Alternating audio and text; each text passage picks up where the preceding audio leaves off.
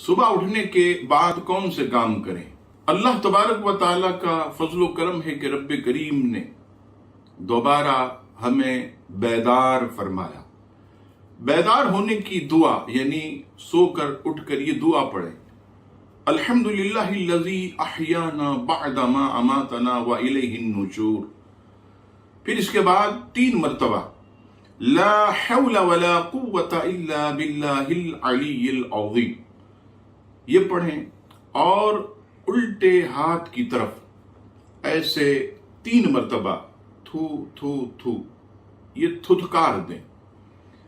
इससे मुतालिक नबी पाक सल्लल्लाहु तआला अलैहि वसल्लम ने इरशाद फरमाया कि अगर कोई शख्स सुबह उठकर 3 मरतबा ला हौला वला कुव्वता इल्ला बिल्लाहिल अलिय्यिल अज़ीम पढ़कर बाईं तरफ थुथकार दे, तो अगर उसने कोई बुरा ख्वाब देखा तो रब्बे करीम उसके बुरे असर से उसे महफूज रखेगा।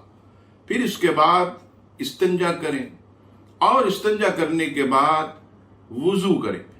और वुजू में नबी पाक सल्लल्लाहु तआला अलैहि वसल्लम ने फरमाया कि जब तुम सुबह उठो तो खास तौर पर नाक में पानी चढ़ाएं, क्योंकि शैतान जो है सारी रात ये इंसान के नाक में बसर करता।